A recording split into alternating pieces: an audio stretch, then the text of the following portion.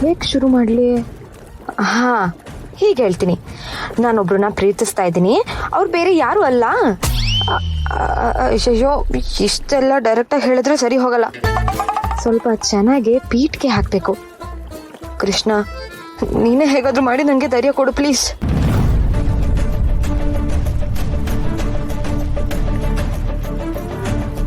ನಿಧಿ, ಏನೇ ಅದು?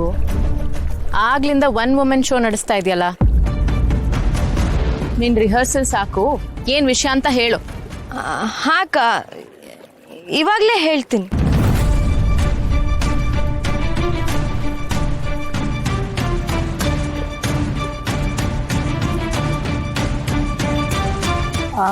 ಅಕ್ಕ, ಅದು ನಾನು... ಅಯ್ಯೋ, ಇದೊಳ್ಳೆ ಕತೆ ಆಯ್ತಲ್ಲ ನಿಂದು. ನಾನು ನಿನ್ನ ಅಕ್ಕ ಕಣೆ. ನನ್ನ ಹತ್ರ ಹೇಳ್ಕೊಳಕ್ ಇಷ್ಟೊಂದು ಒದ್ದಾಡ್ಬೇಕಾ ನೀನು? ಅದು ಧೈರ್ಯ ಸಾಲ್ತಿಲ್ಲ ಕಣೆ ಅಕ್ಕ. ಸರಿ, ಹೋಗ್ಲಿ ಬಿಡು. ನಿಂಗೆ ಹೇಳಕ್ ಕಷ್ಟ ಆಗ್ತದೆ ಅಂದ್ರೆ ನಾನೇ ಹೇಳ್ತೀನಿ. ನೀನು ಹೇಳ್ತೀಯಾ? ನಿನಗೂ ನನ್ನ ಹತ್ರ ಏನೋ ಹೇಳೋದಿದ್ಯಾ?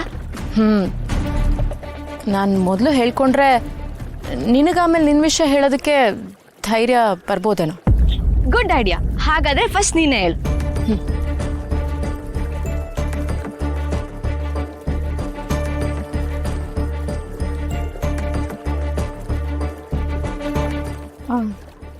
ಬೇಡ ಬೇಡ, ನೀನೇನೋ ಹೇಳಬೇಕು ಅನ್ಕೊಂಡೆ ತಾನೆ.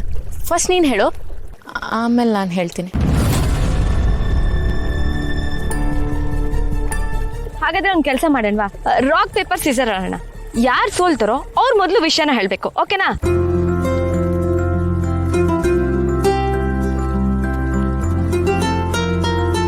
ಹಾ, ನೀನೇ ಸೋತಿದ್ದು, ಸೊ ಫಸ್ಟ್ ನೀನೇ ಹೇಳಬೇಕು. ಕಮಾನ್.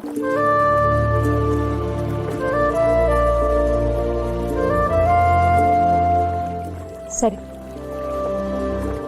ನನಗೆ ವಿಷಯನ ಹೇಗೆ ಹೇಳಬೇಕು ಅಂತಾನೆ ಗೊತ್ತಾಗ್ತಿಲ್ಲ. ಹೇಳೋದು ಸರಿನಾ ತಪ್ಪ ಅಂತನೂ ಗೊತ್ತಿಲ್ಲ. ಈ ಥರ ನನಗೆ ಫೀಲ್ ಆಗ್ತಿರೋದು ಒಪ್ಪೋ ಅಂತ ವಿಷಯನೋ ಇಲ್ವೋ ಅಂತನೂ ಗೊತ್ತಿಲ್ಲ.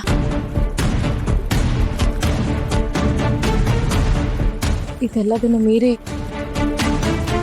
ಏನೋ ಒಂದು ಭಾವ ನನ್ನ ಆವರಿಸ್ಕೊಂಡಿದೆ ಅನ್ನೋದಷ್ಟೇ ನನಗೆ ಗೊತ್ತು. ನನ್ನ ಹೃದಯಕ್ಕೆ ಎಂಥ ದೊಡ್ಡ ಪೆಟ್ಟು ಬಿದ್ದಿತ್ತು ಅಂದರೆ